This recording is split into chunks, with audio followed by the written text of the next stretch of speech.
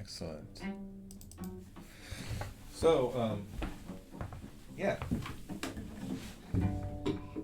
At least we're all alive. Yes. That's all in the books. So, good. So we were talking about last week these bow changes. Mm-hmm. The other, and we talked about it in class, and today we're going to talk more about open string exercises, and also how to practice. How to practice that it's like a lifelong, vocation. Mm-hmm. Like try to figure out how to do it, and there are a lot of tips, and there are some books that we have in the library. One is written by a classmate of mine, and another one I don't know the person, but they're both like basically one is like 100 tips that the pros use for practice, and the other one is like 100 strategies for practicing or I think something. I've seen that book. And so we have both of those books, Mm-hmm. and I want to encourage people to go and look at them. Maybe I could just put them on reserve and just have you guys like check, look it out and read it every once in a while. But these are, a lot of ideas written down, and even if you do like 10 of them, it's still better than 0. Now, about practicing, what is it that we need to be doing? Well, think of it this way. If you had a paper due tomorrow, what are you doing tonight? The paper. The paper. Right. And then a deadline is a good idea. If you get a group of people and they have a deadline to figure out, I don't know, some problem, you get like 10 really smart people together, they're gonna either kill each other or they're gonna figure it out. It's like, we gotta do it. It's due tomorrow. Let's figure out how to do it. And so they do it together and they work on it. And individually, we have these deadlines too. Sometimes we are good at making our own goals, and that's also a form of a deadline. So what I suggest we all do is self-imposed deadlines. And that's hard to do individually, but there's some things that I can help out with that. And but also the self-imposing deadline has several sections. One of them is more of a not a self-imposed deadline, but more of a goal. You got to figure out what your minimum amount of practice is going to be on a daily basis. Some days you work more, some days you have more time, some days you have more homework, etc. But if you could establish a minimum amount, then you could say, okay, I've done my minimum. I have to go to work now. I got a lot of homework. I got a paper due tomorrow. Okay, I've done my practice. It's done. So if we can establish that, that's a good idea. And you can split that up. So if you say like, I want to do 3 hours a day, I really feel like practicing, that's great. But if you say 1 hour is like your minimum, then you've done it. Now, what does that do when you've done your minimum? It clears your mind up a little bit. Because if you have like lots of little details to take care of, and like just say, if you compare the big furniture in this room to big things in your life, the piano, this drawers here, this desk, right, and cabinets and drawers, desk, and desk and cabinet, and that's a piano. And so those are big things in your life that are ongoing big projects. And in all the little things, the chairs, the stands, the me, books, these are all like little items in our life that like you could take care of now. You can make a phone call, it's done. You could make an appointment, it's done. You could like pay the bill, it's done. You could, wash the clothes, it's done. You could fold them, it's done. You can wash the dishes, it's done. These are like tiny things that you do every day that, if you don't do them, they start to build up. And then now these big things are also getting behind. You see what I'm talking about?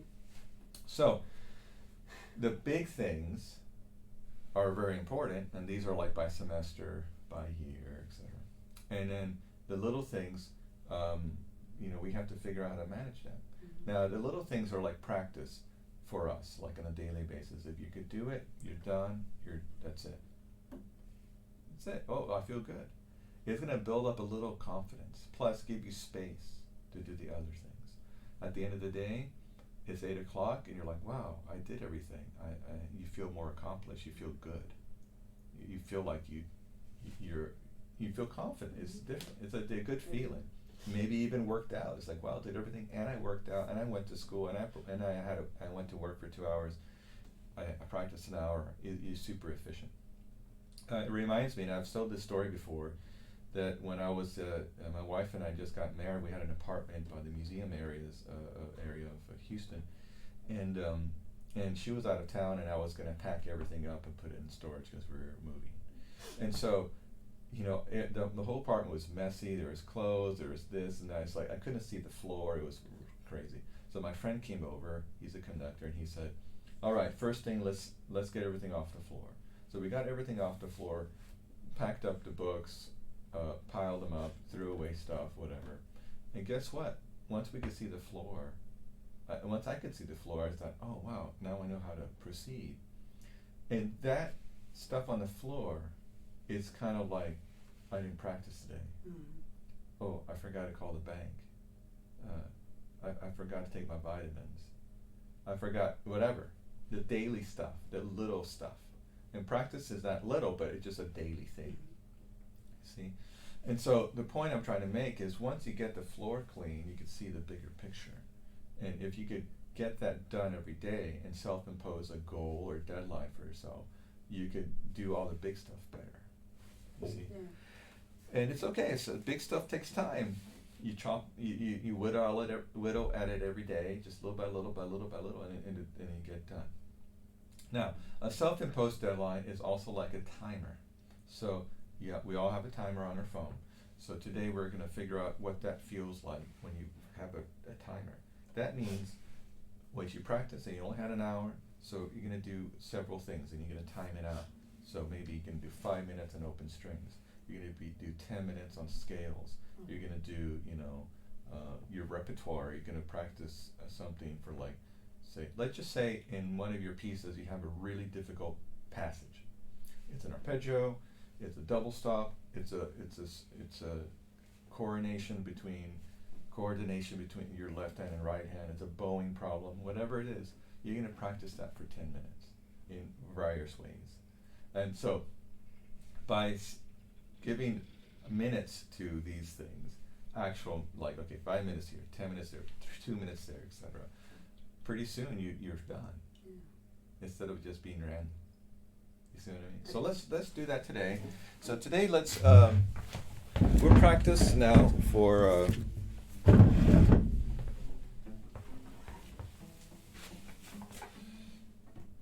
So let's go to.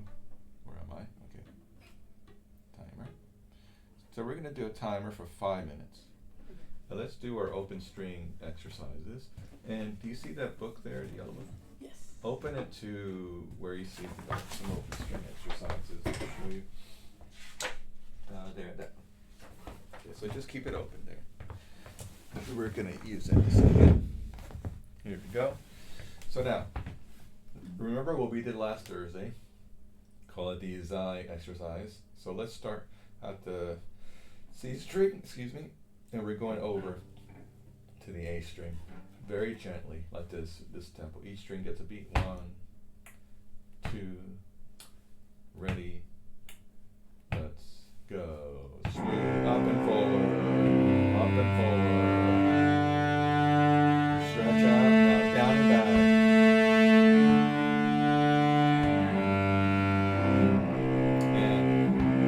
Forward and out. Back and down. Just get used to that feeling of exploring. Forward.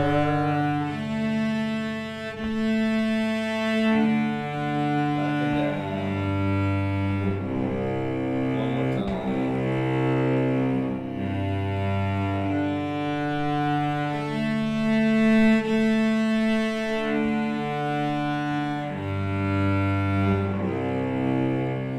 So now, place your bow on the C string, and right and left, move the string right and left. not up and down, right and left. Place it on the G string at the tip. Feel the string below your hand, right and left. Go. D string, right and left. A string, right and left. A string again, right and left. D string, right and left. G string, right and left. C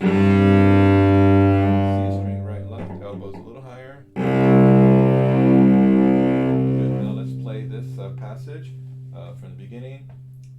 Connected, but every time you change the bow, you really feel that tone.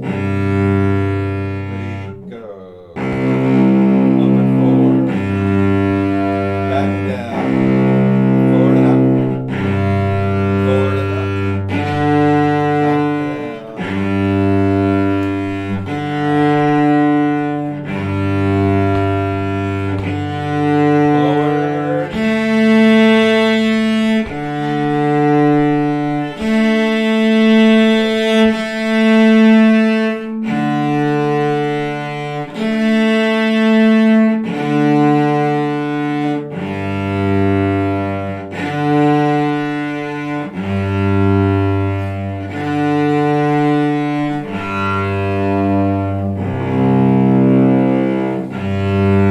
now step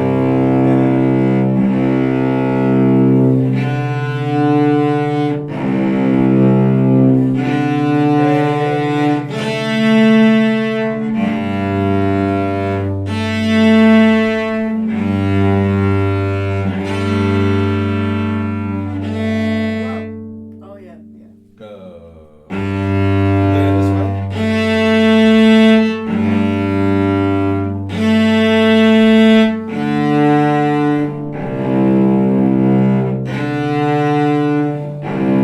Now last one.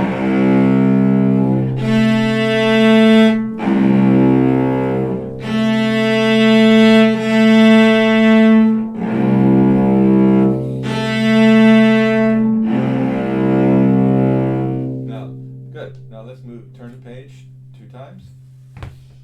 1 and 2. Do you see the top left? It has 3 strings. So this is to help you in our spiccato. Try the down bow. See, aim for the D string. Flat here. Pull all the strings to the right. And notice I'm moving my thumb, my fingers, and wrist to the right, but not my arm. Grab them on the D string. You're going like on the D string, meaning the D string angle. Your arm's too low. You're too this way. Now all 3 strings. Now bow. Notice I move my fingers. You're not. Focus on the thumb. So when you go from left to right or down bow, my hand is already cocked like to the, prepare for the up bow.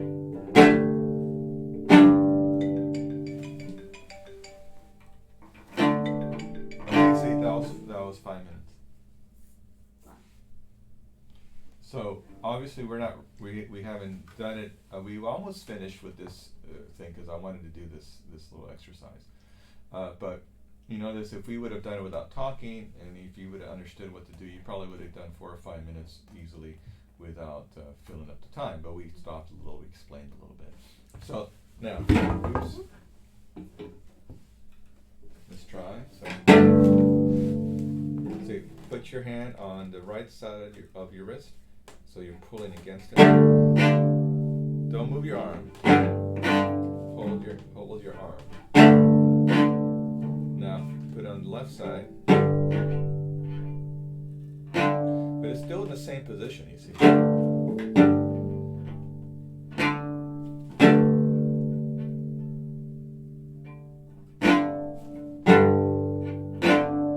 No arm. So now let's do 8th notes. Ready, go. Triplets. And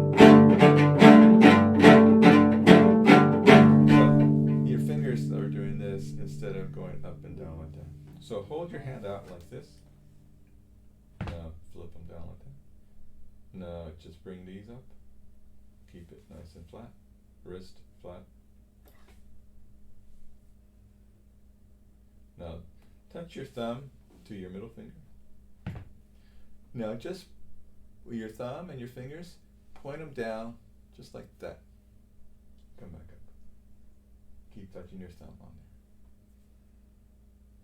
Flat.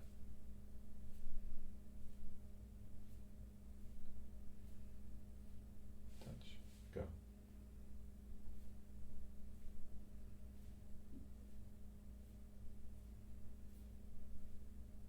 Yeah, so now. Ready, set, and.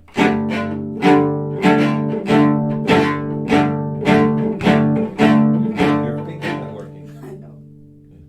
So you're gonna have to work on that. Mhm. I think you know how to do it. One thing is to practice with a pencil, and I want to show you a few things. Grab a pencil there. Oh, there's another one. Where's the other pencil? Maybe so. So, see, you do like this. Sometimes, but you're just going like this. You're just doing this, hooking. I'm moving these joints here. And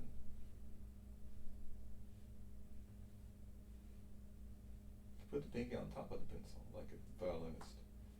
You can feel it better.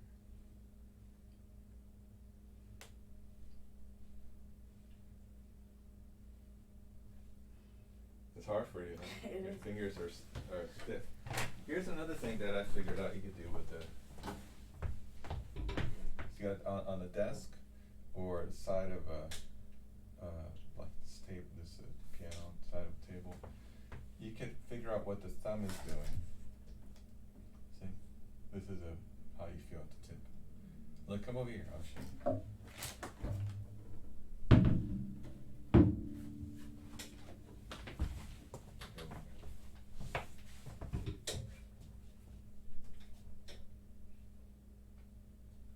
You feel your thumb? Mhm. Now let go of the pinky. Now move it down there. Let go of the pinky, let go of the ring finger. Now watch what happens when you do this. It's hard, huh? You need, when we do at the tip, we often say, really press on the first finger, but look how weak it is. We put your middle finger there. It's already stronger. Mm. Now with the ring finger, the pinky is even stronger. If you just do the index finger, it's not as strong. Isn't that interesting? Mm. All the fingers. So it feels like you could almost crush the pencil, right? Right. Now, as far as what you can do here, stand like on that side towards me. So keep your hand flat. Just pick up the. Oh, keep that. Yeah. It's like if we're in rehabilitation. You're like you don't know how to grab it. Just here. Point from here, see?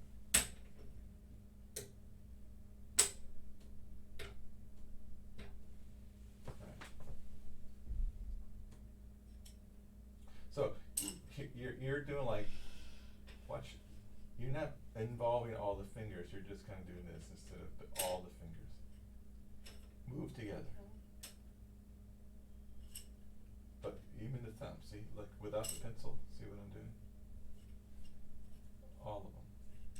They're also kind of crooked this way. Yeah.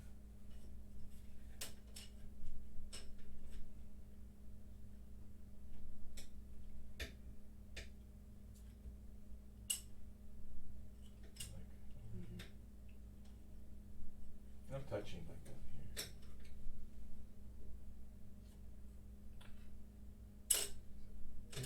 You're grabbing this way. I'm using all my fingers. Now the other thing you could do is see how you have lines on tables. Like here's the line for the piano. You could follow that line with a pencil and just move your fingers back and forth and just see if you can make the pencil line up relatively. Bring your elbow up with the line. So just trying to do that. And it won't be perfectly straight, but there you go. So these are things you could do with the pencil when you're in a class. Okay, so now let's put another 5 minutes in here, and let's play a scale. So let's put this away. So you're playing D minor, right? Yeah. D minor, Bach. Oh no, it's first one. First suite. Okay, let's play G major. Ready? Let's start again. Ready? And G major, 2 slurs, go. If you want, you can use your music. Go.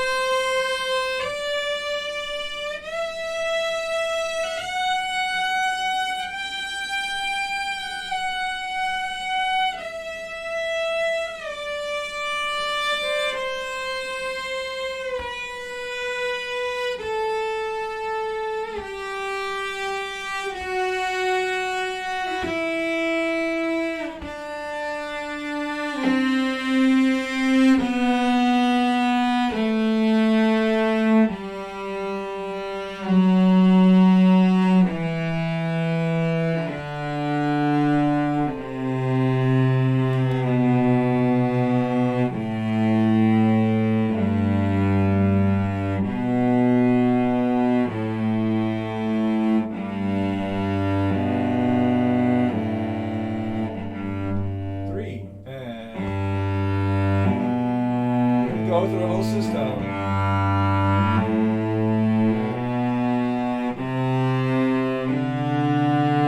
Stretch out.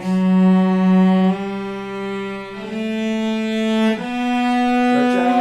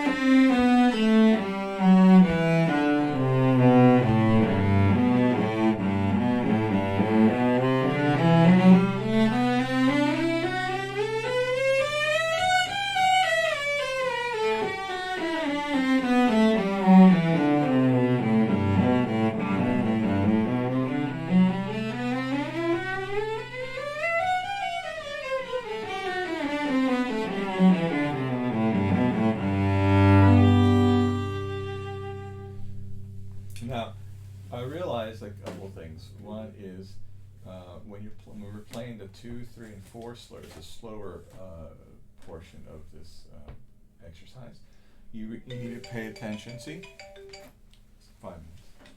You need to pay attention very closely how your fingers are moving. Mm-hmm. What happens to a lot of us is as we go faster, we people do this, like they just go out of control. They freak out, their fingers just do random things. Instead of their fingers balancing on the fingerboard and transferring the weight evenly from one finger to the next. So put your arm up like this. So hold me. So when I transfer, go this way. So in case I don't want you to punch yourself in it and go a little higher. So hold me a little bit. So here I am. And then here's the first, the second. See, I'm moving in. This one is going up. So 1, 2, 3, 4. So it's not 1, 2, 3, 4. It's 1, 2, 3, 4. 1, 2, 3, 4, like that. So that's the weight. And what people do is when they're playing slow, they don't focus on that.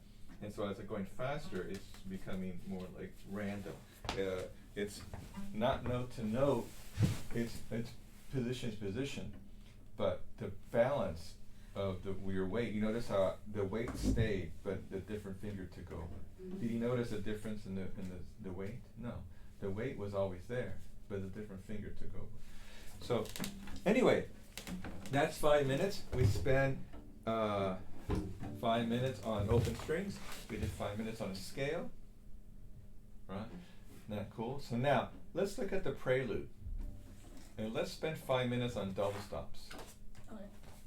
And in particular, I want you to go to the second page where it goes.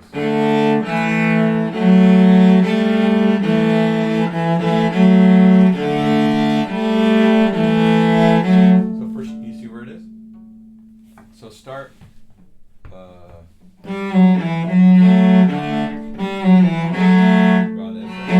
So you're going to have really good tonal position, tonal fingers, and we're just playing the double stop. See, it's always with open A. Okay, so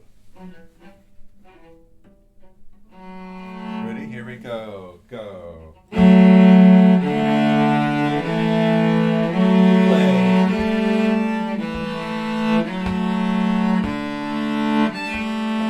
Curve your fourth finger. Curve it. Long place.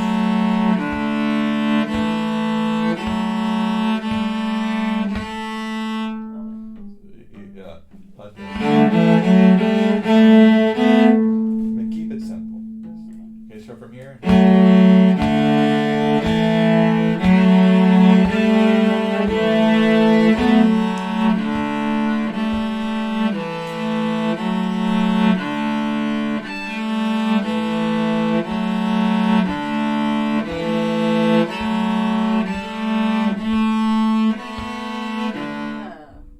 Go ahead.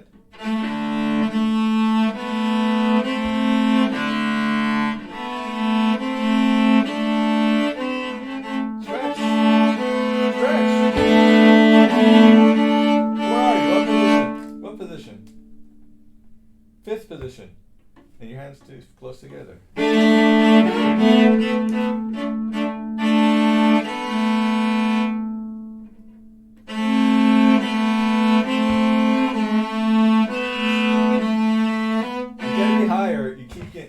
Getting that happy. You see on the inside of the string. Inside. Ready? Go. Stretch.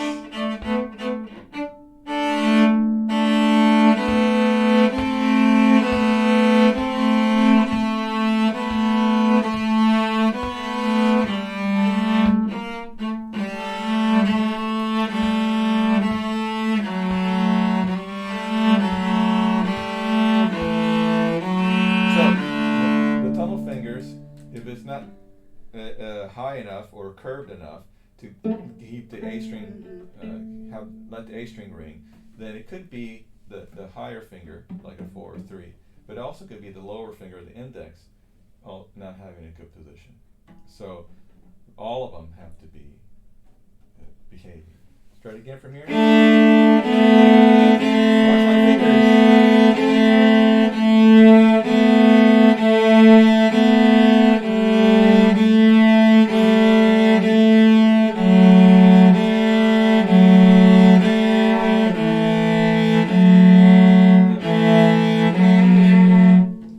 Gotta be careful. Keep going. I mean, from the top. Ready? Go. You want me to say it a third time? No. Fifth position. Yes. Stretch. Ready? And curve.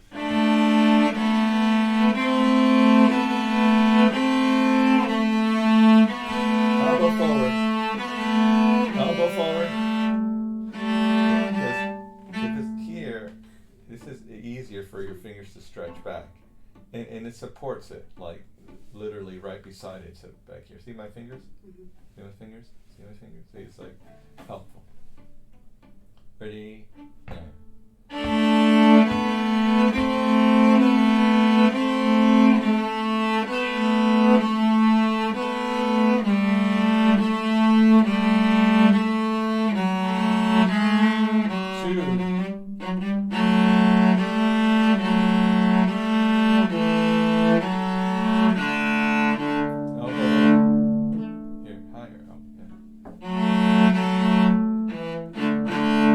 Good. So now, can we try it like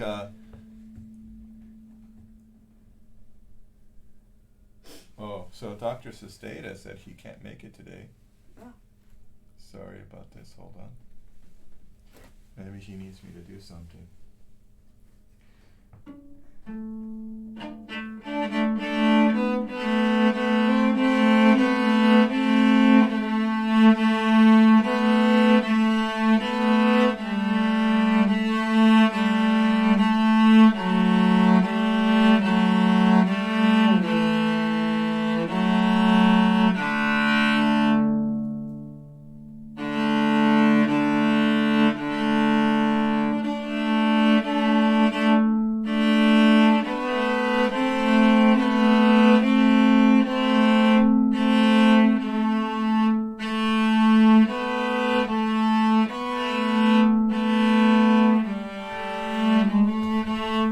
Okay, so now let's do another 5 minutes. Sorry about that. It's kind of so now we're gonna do like this. Or do we start? Are you gonna do two slurred or separate? At that part, it is separate. Separate. Okay, so we're gonna do single, double stop loop.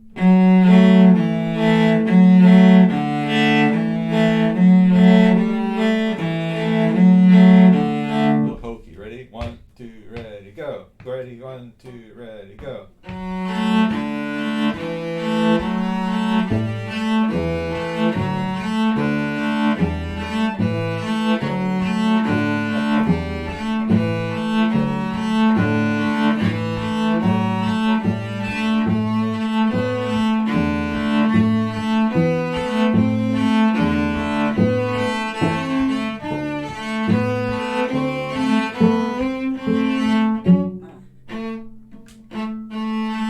So, what do you think can help you a lot in this case?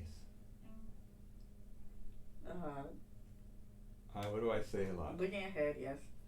But But- then I'm focusing more on my, Yeah. So, what is keeping you back? Your fingers. yes. So, what could you do to make you go to the next step? Memorize this. Yeah. It's not that difficult. It was not. It's not difficult. So if the faster you can memorize this, the quicker you can go on to another item, which in this case could be your bow, sound, vibrato, rhythm, no stopping, just a basic, like, I'm not going to stop. There's a lot of things you can work on. Okay, again, 1, And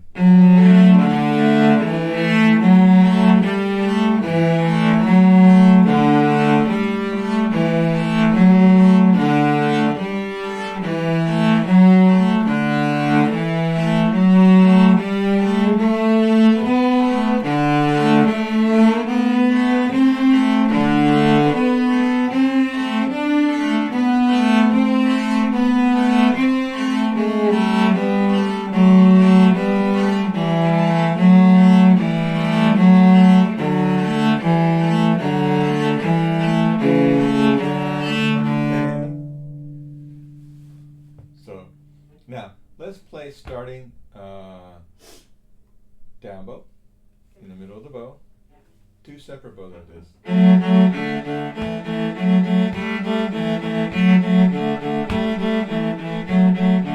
One, two, ready, go.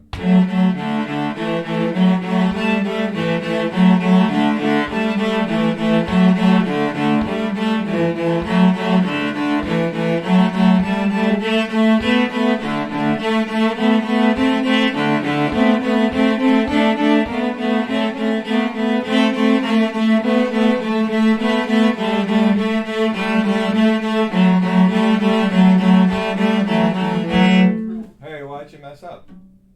Why are you looking at the part? Can't you not look at the Yeah. part by now? I'm just asking, like, is it that difficult to memorize? No. We've already did it, say, like 7 times. You think it's good enough enough times that you could maybe try? Yes. So I'm giving you an idea. It's like, what do people do when they're professionals or advanced players? An advanced student, for example. Is this, they memorize. And they put that away because they've already done that. And they, not that they're going on automatic pilot, because you don't want that to happen. Just like in a relationship, you don't want to go on automatic pilot, right? Because it's like disrespectful for the other person. The same thing is disrespectful for the music, because you want to be attentive to how you're playing. But you already have this down, and all you're focusing on just a little gentle push on each down bow.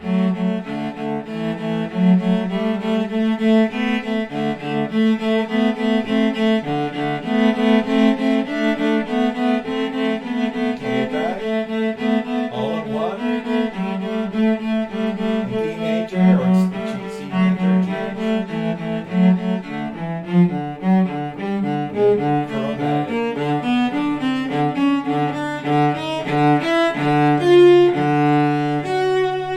The only note missing is this one. Right, they're all there from D to D.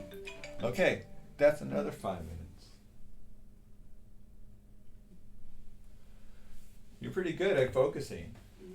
For you could probably do longer, but you know I suggest 4 to 5 minutes to start out, because that's probably a good manageable thing to do.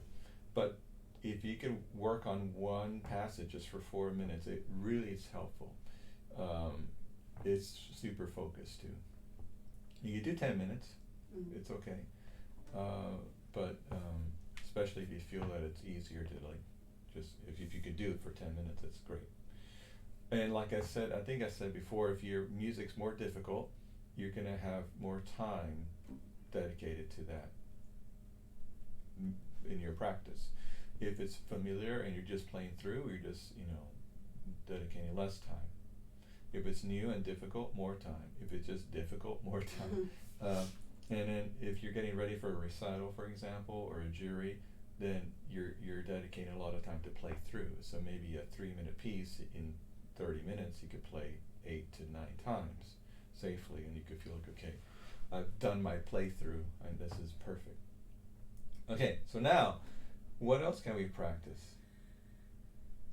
Pick one thing that you think permeates the whole piece. I would say the ending, like. Okay, so what is your bowing? It's down, up slurred, and then separate, and then down. So 3 separate. So. Okay, so now what is your fingering? I've been doing 4, 3, And then? open. And then? and then 4 3 4 3 4 3 open. And then the next measure. F sharp now. This one is. Okay, I would suggest you move up to 2 on F sharp and then 3 OU.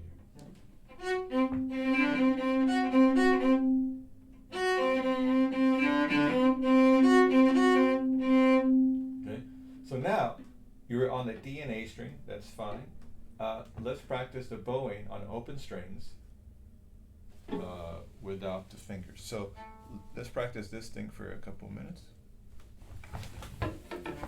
1 second.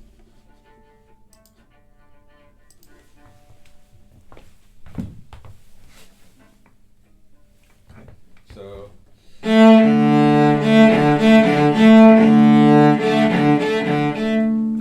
Ready, go.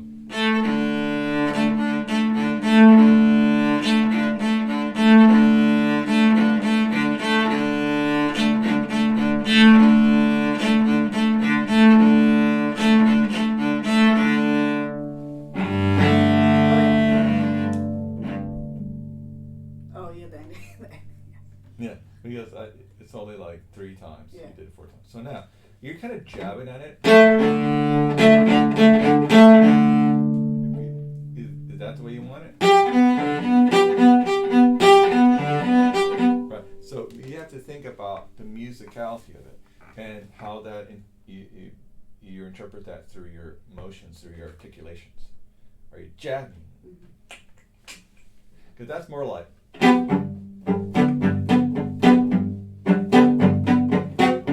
More like a staccato jab, more rhythmic in the kind of a modern sound. This is more you have a good idea for articulating, but you need to smooth it out.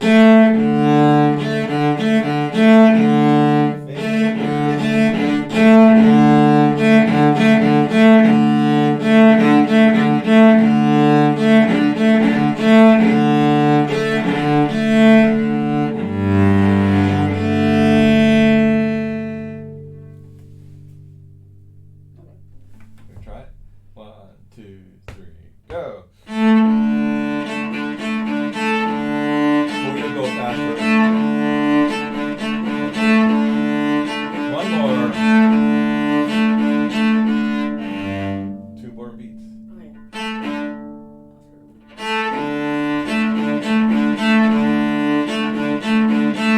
Second one. Here's the third one.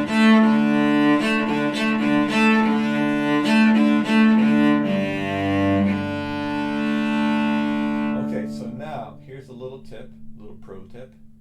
You could either play it like you just did and just one bow.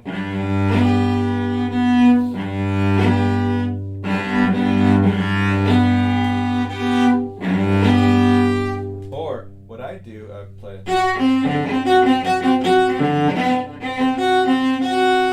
slur the last 2. Then I can play this open G by itself.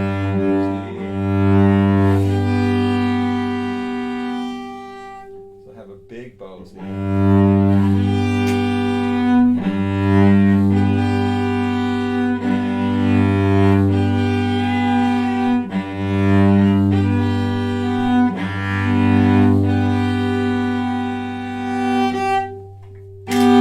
Man, I can't believe I got through today.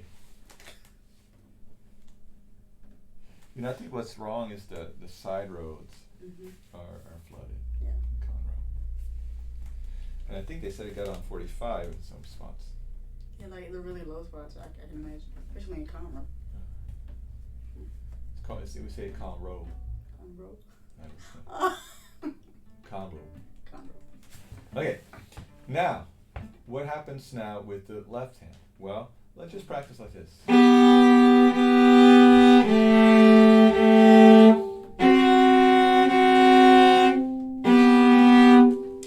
You do 4 times each. Ready, go.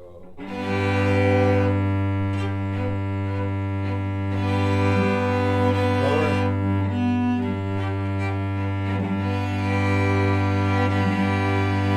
Keep going.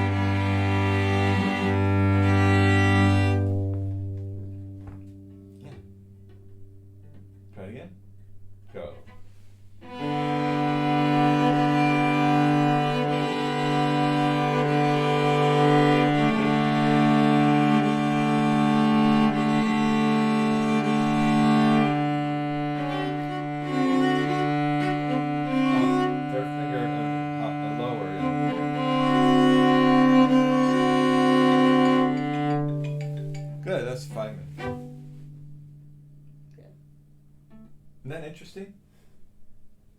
Doesn't it feel like you're getting a lot done? Yeah, I it think, does. I mean, this is how I do my best to organize a lesson this way, just I feel it naturally, like let's move on. Sometimes we need work on things, sometimes you gotta practice it at home, like this thing with the pencil. That's why we review, you have your video, you could review it, you could see it again, you could try it again. So I'm assuming you're using that, and then we have notes in there that we could write down and you can follow on your lesson tracker, etc.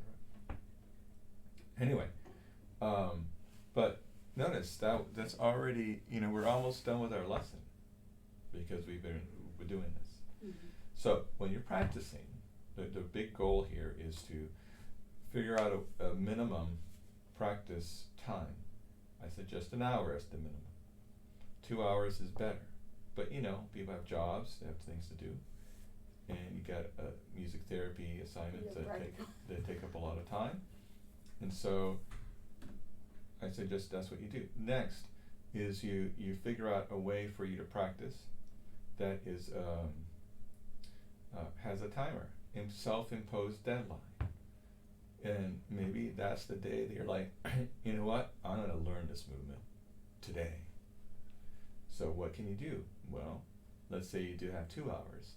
So let's just say there's 40 measures.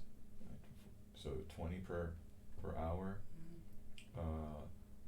etc. And you could time it in a different way, like say maybe by line. Maybe there's like 6 lines. And so maybe there's 8 lines. So you're going to play 10 minutes per line. Or whatever. I mean, I don't even know how you would do it, but I'm just giving you suggestions. And some things are easier to play. So say the Quran,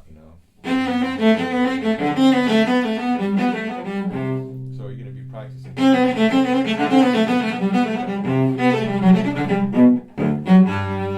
So you're practicing, string crossing, etc. And tonal fingers and things like that. And this bowing.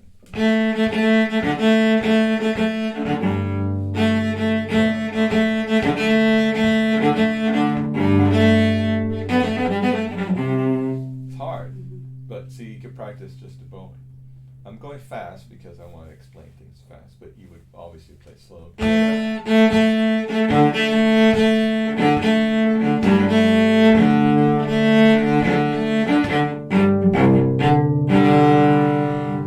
Now here's the trick.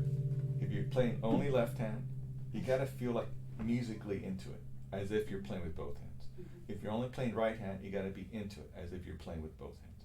Musically, artistically, you gotta be committed, even though you're only playing right hand. That means dynamics, articulations, etc., like as if you're playing the music.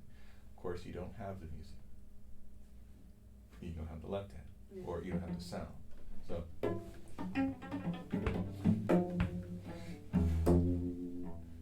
What does this do? Well, I'm practicing the choreography, so I could move around a little bit, I could look around, I could find points of tension and try to shake them off,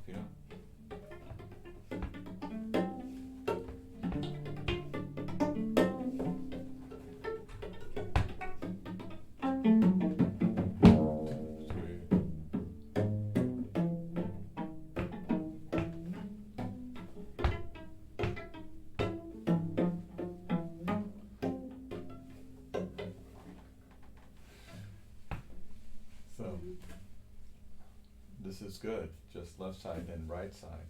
For example, those double stops I have in that piece, I could just practice just the right side. There's a lot of ways to practice. The timer, self-imposed deadline, work on it. It's going to help you a lot. Okay. Thank you very much. Thank you.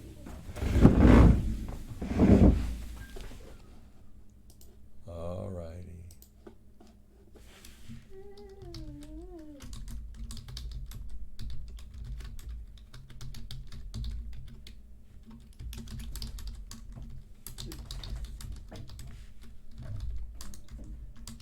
So are we out of the show?